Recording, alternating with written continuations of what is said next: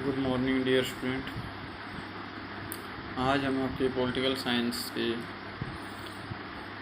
+2 art का 8 lesson शुरू करने जा रहे हैं, जिसका कुछ पार्ट कल की वीडियो में भी कराया गया और आज जो बचे हुए कुछ पॉइंट हैं उन पर आज डिस्कस करते हैं। आज आपको समझाता हूँ। कल सांझी संपदा का अर्थ तक करवाया था।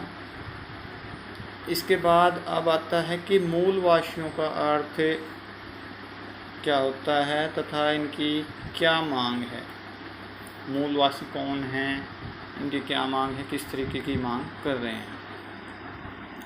तो मूलवासी किसे कहा जाता है कि जो देश के ऐसे लोग होते हैं, किसी भी देश के, उनको मूलवासी कहा जाता है जो बहुत पहले से आने वाले लोगों ने, मतलब पहले से रह रहे थे और काफ़ी उनके बाद लोग आ गए और उन लोगों ने जो पहले से लोग रह रहे थे उनको जंगलों में रहने के लिए विवश कर दिया, मजबूर कर दिया, भगा दिया। कहने का मतलब कि उनके जो अपने स्थान से उनको छोड़कर, और उन्होंने कह दिया कि भाई आप जंगल में रहोगे, गांव इसमें शहरी क्षेत्र में या इस तरीके में नहीं आओगे।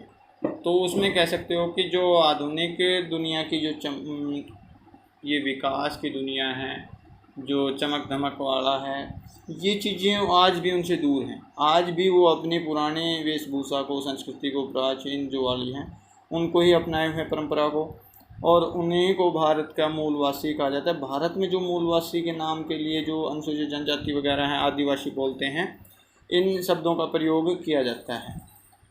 तो जो काफ़ी जंगलों में, जैसे मध्य प्रदेश वगैरह में, इस तरीके के क्षेत्र में ज़्यादा लोग रहते हैं, झारखंड वगैरह में, इस तरीके में, तो ये वहाँ के मूलवासी कह सकते हो, आदिवासी शब्द दिया जाता है इनके भारत में लगभग।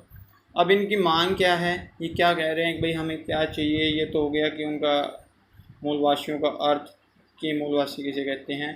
अब उनकी मांग, वो मूलवासी कहते हैं, सरकार से डिमांड करते हैं कि उन्हें जो मूलवासी जाति का दर्जा प्रदान किया जाए, भाई एक अलग से उनकी कैटेगरी बना दी जाए, और जो उनके अलग अपनी पहचान बनाए रखने के लिए उनके अधिकार दिए जाएँ कि भाई अपनी संस्कृति वगैरह, पहनावा, अपनी भाषा, रीति रिवाज आदि को आप बनाए रख सकते हैं। और जो मूलवासी, और तीसरा पॉइंट है कि सरकारी नौकरियों में उनको समुचित आरक्षण मिले, जैसे SC ST के तहत या OBC के, इस तरीके से उनको भी, मूलवासियों को भी एक आरक्षण मिले। और जो मूलवासी हैं वो अपने मूल स्थान पर रहने का अधिकार मांगते हैं कि जो हमारा पहले का स्थान था, ये लोगों ने हमें मजबूर किया जंगल में रहने के लिए, हमें अपने पुराने वाले स्थान पर रहने की अनुमति दी जाए और वहाँ विस्थापित न किया जाए। इस तरीके से जो भूमि अधिग्रहण है वो न करें। तो ये उनकी मांग है मूलवासियों की, भाई इस तरीके से काम किया जाए। तो इनको तो कह सकते हो कि आप आमतौर पर इनके आदिवासी के रूप में आप अच्छे समझ सकते हो कि भाई वो जो पहले लोग रह रहे थे, उसके बाद लोग आए, उन्होंने, वो ताकतवर थे या किसी भी आधुनिक तरीके से कह सकते हो, और उनको मजबूर किया, वहाँ से भगा दिया, उनके मूल स्थान से जंगल में रहने के लिए मजबूर कर दिया। अब ये जो नक्सलवादी वगैरह के जो हमले होते हैं, ये इस तरीके के हमले ही हैं जो कह सकते हो कि मूलवासी आदिवासी बोलते हैं, कि जब उनके क्षेत्र में किसी भी तरीके का इस तरीके से सड़क वगैरह बनाई जाती है या किसी और भी आधुनिकता के कारण विकास का कार्य किया जाता है, तो वो जो वहाँ पर जो वर्कर काम करते हैं उनके ऊपर हमला वगैरह करते हैं, उनके हानि पहुँचाते हैं। और ये आपको आए दिन खबर देखना, कभी उधर क्षेत्र में मध्य प्रदेश वगैरह गया उसमें, कि जो रोड रोलर वगैरह होते हैं या वो होते हैं, उनको आग लगा देते हैं और उनको ख़त्म करने की कोशिश करते हैं, नष्ट करते हैं। उसमें कई लोगों की कैजुअल्टी भी हो जाती है। तो ये चीज़ें वो मूलवासी वगैरह हैं। अब आ जाता है कि प्राकृतिक संसाधनों का अर्थ। जो प्राकृतिक संसाधन हैं, प्राकृतिक संसाधन क्या होते हैं, जो प्रकृति के द्वारा हमें प्रकृति से प्राप्त हुए हैं, वो प्राकृतिक संसाधन कहलाते हैं।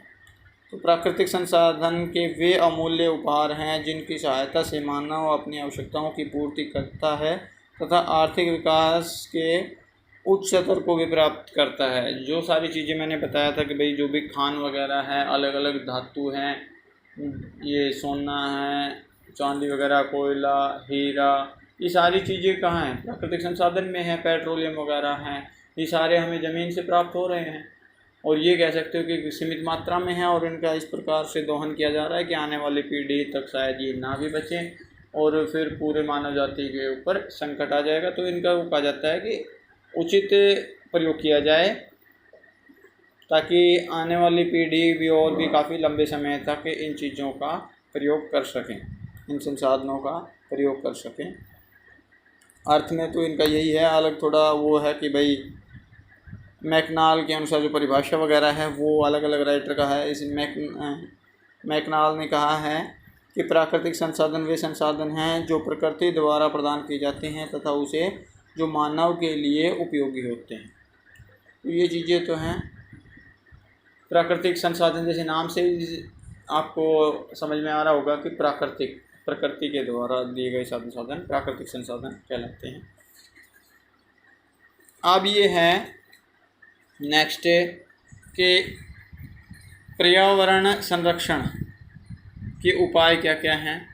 पर्यावरण संरक्षण के उपाय में पहले आपको थोड़ा सा इसके बारे में बता देता हूँ कि ये समस्या विश्वव्यापी समस्या है। पहले भी मैंने जिक्र किया था कल की वीडियो में शायद, जो प्रतिदिन और भी ज़्यादा गंभीर होती जा रही है और समय रहते अगर इस समस्या का समाधान नहीं किया गया तो आने वाले टाइम में कह सकते हो कि संपूर्ण मनुष्य जाति ख़त्म होने के या समाप्त होने की कगार पर आ जाएगी और फिर इसका कोई भी उपचार कह सकते हो संरक्षण भी करने का कोई फ़ायदा नहीं रहेगा, क्योंकि तब इतने अधिक मात्रा में प्रदूषण होने के कारण वो इतनी जल्दी वो कवर हो ही नहीं पाएगा। इसलिए है कि भाई पर्यावरण से अभी संरक्षण के लिए अभी से ध्यान दिया जाए, इसके क्या क्या उपाय किए जाएं वो चीज़ें हैं।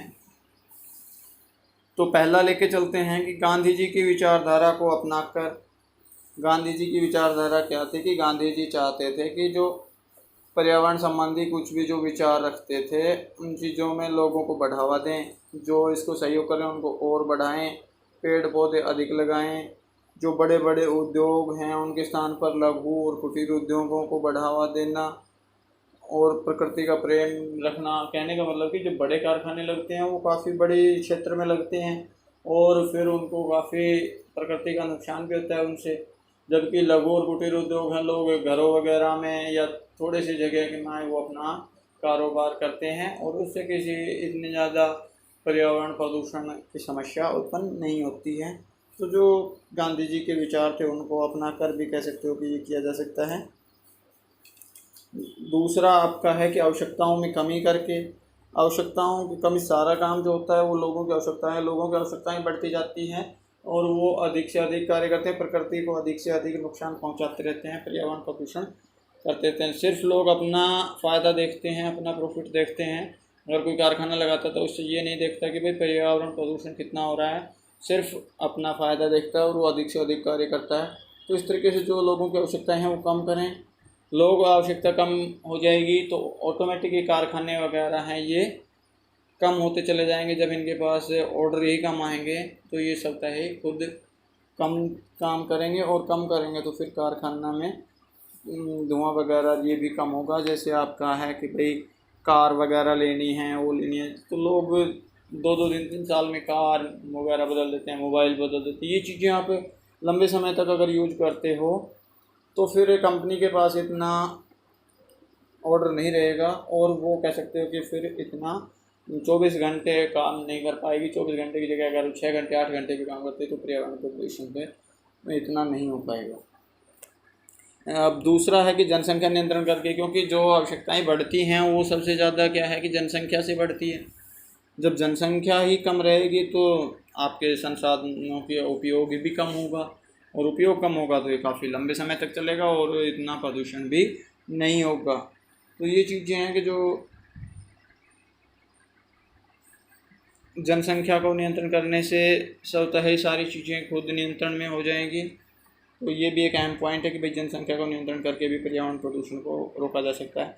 फिर नेक्स्ट पॉइंट है आपका नई नई तकनीक द्वारा, तकनीक का भी काफ़ी अहम रोल है इसमें कि ऐसी तकनीकों का उपयोग किया जाए, ऐसी तकनीक लाई जाए जिससे कारखानों का जो विकास किया है इन कारखानों में ऐसी कार्य करें कि जिससे प्रदूषण कम हो, प्रदूषण विरोधी हो, और साथ में साथ आपका जो आवश्यकताएं की पूर्ति भी होती रहे। इस तरीके की तकनीकों का प्रयोग किया जाए कि जो धुआं कम से कम हो, शोर शराबा कम से कम हो, या फिर इस तरीके की चीज़ों के जो भी प्रोडक्ट कोई बनाए जा रहे हैं वो इस तरीके से हों कि वो कुछ टाइम बाद अगर मिट्टी में कहीं डालते हैं तो वो गल जाएं और दोबारा मिट्टी का रूप ले लें।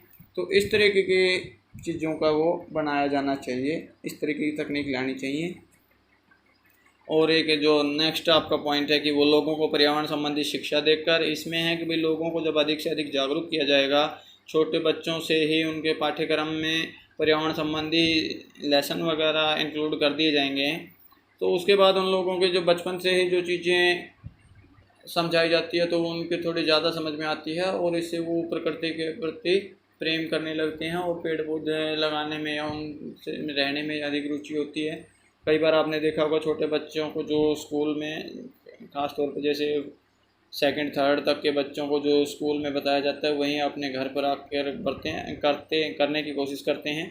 तो इस तरीके जब उनको पर्यावरण से संबंधित इस तरीके की जानकारी बताई जाएगी, लेसन पढ़ाया जाएगा, तो वो आने वाली पीढ़ी कह सकते हो कि जागरूक होगी और प्रकृति से प्रेम करेगी, और इस तरीके के कोई गलत कदम नहीं उठाए जाएंगे और पर्यावरण प्रदूषण को कंट्रोल किया जा सकता है, नियंत्रण किया जा सकता है।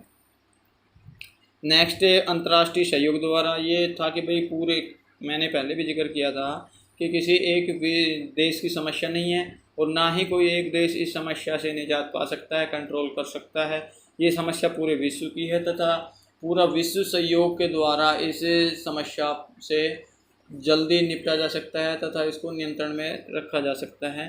तो एक विशाल क्षेत्र में अगर कार्य करता है तो वो कम समय में इन चीज़ों को रिकवर किया जा सकता है। अब नेक्स्ट है रियो डी जेनेरियो पर्यावरण सम्मेलन। ये क्या था? रियो डी जेनेरियो पृथ्वी से संबंधित एक पर्यावरण से संबंधित सम्मेलन था। ये हुआ कब था? ये संयुक्त राष्ट्र संघ की महासभा की सिफारिश के पर किया गया था और इसको 1992 में किया गया था ब्राज़ील के शहर रियो डी जेनेरियो में। इसलिए इस सम्मेलन का नाम रियो डी जेनेरियो रखा गया है। इसमें 170 देशों ने भाग लिया था और सभी ने ये सहमति जताई थी कि भैया पर्यावरण के लिए हम कार्य करेंगे तथा अपने जो कारखाने वगैरह हैं उनका उत्पादन कम करेंगे, प्रदूषण कम करेंगे। और ये एक कह सकते हो कि एक 170 देशों की मीटिंग थी जिन्होंने सभी ने पर्यावरण को नियंत्रण करने के लिए शपथ ली थी तथा पर्यावरण को बढ़ावा देने के लिए कार्य करने की बात कही थी। और ये बात भी खुलकर सामने आई कि पर्यावरण जो के मुद्दे थे उन पर विकासशील और विकसित देशों के अलावा भी भूमिकाएं निभाएंगे। जो विकसित हो चुके हैं वो तो इतना अधिक नहीं करते हैं, जो विकासशील राष्ट्र हैं या अविकसित राष्ट्र हैं वो पर्यावरण को अधिक नुकसान पहुंचाते हैं, तो वो भी सहयोग करेंगे। इस तरीके की ये चीज़ें उसमें शामिल की गई थी, एक सम्मेलन था। अब आता है कि क्योटो प्रोटोकॉल क्या है। क्योटो प्रोटोकॉल क्या है कि पर्यावरण संरक्षण से संबंधित एक महत्वपूर्ण और विश्व स्तरीय सम्मेलन सन 1997 में हुआ। वो 92 में हुआ था, ये 97 में हुआ था। ये कहाँ हुआ था? ये जापान के शहर क्योटो में हुआ था। प्रतिनिधियों ने इन देशों में लगभग जापान में 150 के समथिंग देशों ने हिस्सा लिया था।